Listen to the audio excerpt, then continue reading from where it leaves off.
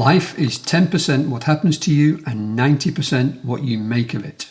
This is the mindset of Australian Ben Tullipan, who adds, if you believe in yourself, you can achieve anything. Late in the evening of the 12th of October 2002, a then 27-year-old Ben Tullipan was a young businessman importing furniture from Bali, Indonesia, for his homewares shop on the Gold Coast, Queensland, Australia. Ben also loved his sport, although golf was never on his radar. He was a dedicated up-and-coming boxer, a middleweight, who didn't smoke or drink. He was a fit man and had it all planned out, how he would move up the national rankings and realise his dream of turning professional. Despite his focus on this most ruthless and individual of sports, Ben had always seen himself as a people's person. He liked to get to know the folk around him and enjoyed chatting to anyone and everyone. His friends knew him as very positive, a happy-go-lucky. These aspects of his personality may well have saved his life in the days, weeks and months that followed the Bali Bombings of 2002. Despite his focus on this most ruthless and individual of sports, Ben had always seen himself as a people person. He liked to get to know the folk around him and enjoyed chatting to anyone and everyone. His friends knew him as a very positive, happy-go-lucky guy. These aspects of his personality may well have saved his life in the days, weeks, months and years following the Bali Bombings of 2002. As we speak, it's days away from the 20th anniversary of a night when Ben Tullipan walked into the Sari Club in the tourist district of Kuta to buy a bottle of water moments before a one-tonne car bomb went off in a parked van nearby. It was the largest of 3 bombs on that night. The blast, killing 202 people, including 88 fellow Australians, and injuring 209 more people. Ben says that while he would get a second chance at life, a great many other people did not. Later in hospital, in triage, Ben was given only a 5% chance of survival. He would lose both of his legs, most of his stomach muscles, break just about every bone he had, including his back and skull, and suffer 63% full thickness burns to most of his body. He would need extensive skin grafts. He clearly remembers walking out of the Sari Club with his bottle of water and noticed the van parked there and wondered why. The next thing he remembers was seeing a massive fireball. All he could do was instantly put his hands over his face and hope for the best. He remembers getting thrown around and power lines landing on him which burnt across his shoulders and electrocuted him. Due to his proximity to the bomb, he also suffered permanent hearing loss in one ear. Bombs and explosions cause injuries seldom seen outside of combat. What is harder to understand is how Ben survived the trauma at all. Survive it he did. In 2022, now living his best life, enjoying the fresh air, nature and the camaraderie found on our golf courses. Ben, who was informed that he was Australia's worst injured survivor in the attack, is calmly talking to us 20 years later, chatting about his love of golf. Front and centre is his role with Empower Golf, a charity encouraging many people with a disability into the sport, with the support of Golf Australia and the PGA of Australia. Ben and the founder of the charity, James Gribble, reach out to thousands of people annually, many brand new to golf, providing them with what Ben terms as a life-changing form of recreation and or rehabilitation. Ben himself learned to walk again on 2 prosthetic legs in a painful and difficult process. It was 5 years before he was able to try playing golf and compete in his first amputee golf tournament. His recovery was a physical and mental journey closely supported by family and friends. Look, my mental health, again, right from the start when the bomb happened, I was positive. You know, there's always a positive. This has happened. Yes, right. I'm still breathing air. Yell out. Someone gets me out. That's good. There's always a positive from it. I've never had any depression or anything like that. I guess I always just try and be happy and try and do the best that I possibly can with what I've got, and look for the positives in everything that there is. So I've never been down. I've never had any depressants. I've never had PTSD. Today, when Ben plays golf at the Glades or Parkwood Golf Club at home, he swings the club as a golfer from the world ranking for golfers with disability. He has won golf tournaments, won national awards in Australia, has featured in a documentary about terrorism produced by Sean Penn, and spoken in public about his life. When he looks back, he still recalls 2002 clearly, when he lost his business and had to have his treasured boxing gloves put away for him in a drawer. He remembers every second of the terrorist attack, including being placed in the back of a ute, a little truck, and being taken to Sangla Hospital, which unfortunately did not have the facilities to help patients with the level of injuries and burns experienced by so many. The next bit of time, Ben doesn't remember, but others have done so for him. So apparently I was covered over with a sheet, and they had me as deceased, no longer alive.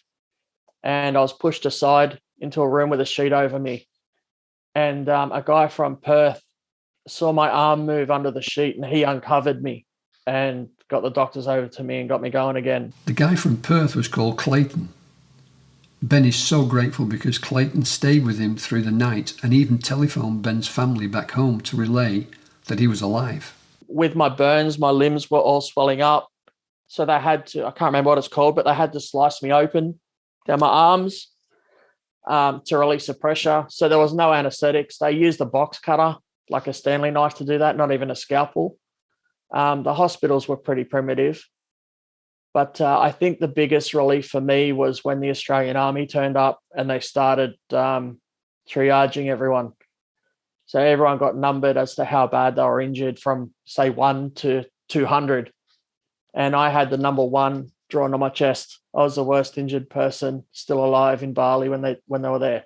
Ben became part of an event unprecedented in Australian history. Air Force C-130 Hercules crews and aero medical evacuation teams swung into action. Within hours of the first C-130 departed to Bali to bring the innocent victims home. Let me just step back a second, back to where I was being wheeled out of the hospital in Bali to the makeshift hospital at the airport. One of the doctors said to me, he goes, "Mate, if you make it back to Australia alive, you're going to lose one of your legs, possibly two." And I remember him saying that. I remember his face crystal clear. And I looked up at him and said, "Mate, I don't care. I'm alive. I'm going to make it home." And that's what I done. Yeah, so there's 3 months that I don't remember. And then, when I do remember, I was in Concord in Sydney, happy to be alive, always positive. Whenever anything bad happens, there's always a positive that can come out of it. And that's what I look for every time, no matter what it is. Ben had both his legs amputated while in Concord Hospital, one below the knee and the other above the knee. 3 years later, he was at a gym and saw a man struggling with his damaged wheelchair. When he explained to Ben that he had 2 more years to wait before he could get another chair from available funding, Ben brought his own wheelchair from home and gifted it to him. Ben tells us that knowing he no longer had a chair in his own home made him even more determined to rely completely on his new prosthetics and to feel confident. I think you need to push yourself to the limits at the start. If I didn't give my chair away, I would probably still use it every now and then, and I wouldn't walk as much as I do now. But I think not having the wheelchair anymore it's done wonders for me. It's made me walk. It's made me, do what I do.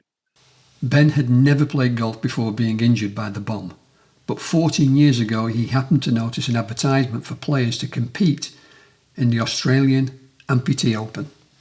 I thought, right, I signed myself up to that. The wife gave me a bit of a push along. She's like, yeah, you should enter it. Just have a go. So I did. I signed myself up. I come last. I didn't care. I had an absolute ball. I met some amazing people and learnt a lot of stuff and, made some lifelong friends. Since my accident, I've always been about helping others get out and enjoy life, live life to the fullest and have fun. It doesn't matter who you are or what you're doing. So I joined Queensland Amputee Golf. I ran that for a while and realised I wanted to get out and help more people. So I teamed up with James. I found James Gribble from Empower Golf and teamed up with him. We ran our first clinic on the Sunshine Coast in Queensland, would be 6.5, nearly 7 years ago now. And look, I absolutely loved it, had a ball. We've got no limitations. We're open to anybody and everyone. I've had kids from the age of 4 right through to, adults up to 98, 100 years old, getting them out playing golf again. A recent project has seen James and Ben promote the benefits of the Paramotion, an all-terrain revolutionary mobility chair which helps individuals with a range of disabilities into a stance position to create a full golfing experience. For Empower Golf, Ben gives training and shares knowledge with PGA professional coaches and does all the liaising with the new golfers taking part. It's all about getting more people with a disability onto the putting green, practice range and golf course. Ben and James remain ever thankful for the fantastic support of Christian Hamilton at Golf Australia and all the team at the PGA of Australia.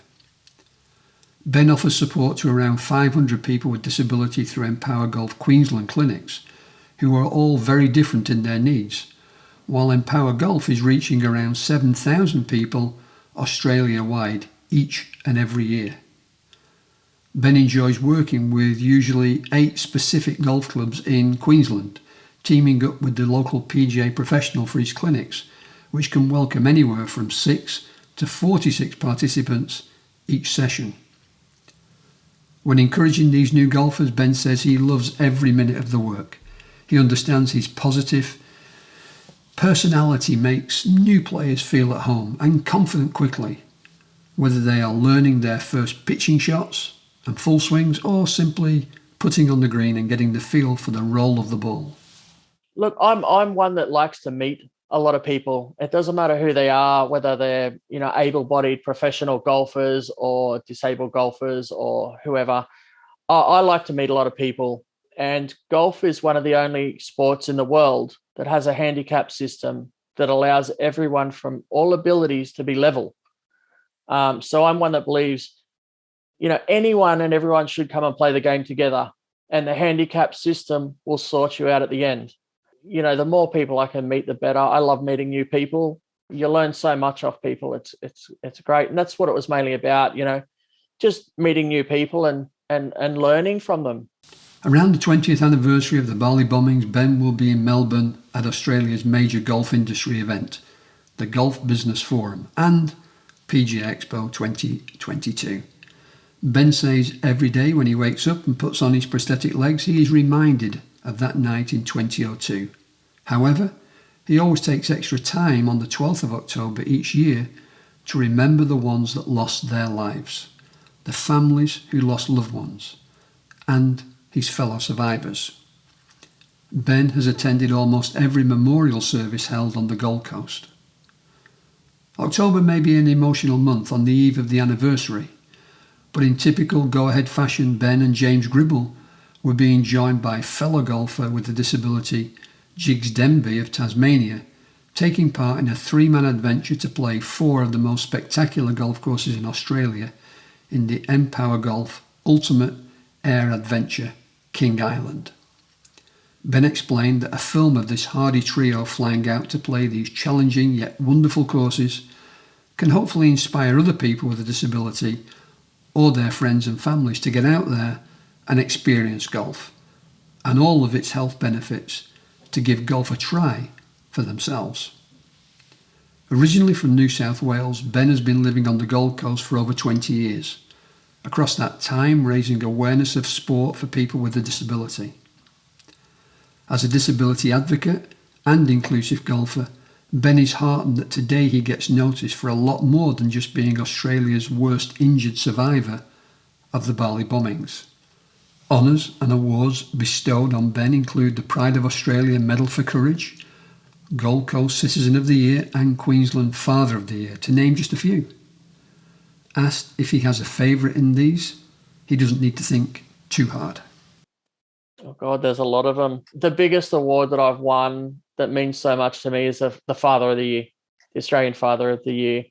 That was fantastic. I've got two amazing kids and an awesome wife. So my son, Rory, it was his birthday yesterday. He's named after a golfer, Rory McIlroy. He just turned 9 yesterday, and my daughter Sheridan's 14. They're amazing kids. My wife, Kerry, they're all just amazing. And, with the awards, it's all, for the work that I do to help others, which, I don't feel that I should be awarded for. Just seeing the smiles on their faces at the end of a clinic or whatever you help them with is enough for me. It's an amazing feeling, but to be recognized for that by the general public it's pretty special. Normally, when others offer advice on life, you might take it with a pinch of salt. With Ben Tullipan, you know that what he has been through is the toughest it can get. Ben wrote recently, "I hope I show the community that a positive and happy attitude allows you to achieve whatever you set your mind to, even if others tell you it can't be done. And I hope my life has had and continues to have a positive effect in the lives of many.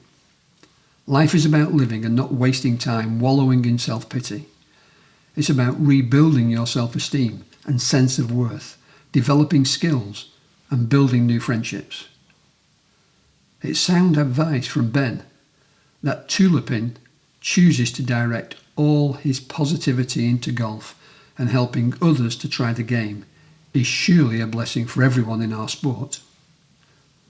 To learn more about Empower Golf, go to www.empowergolf.com.au.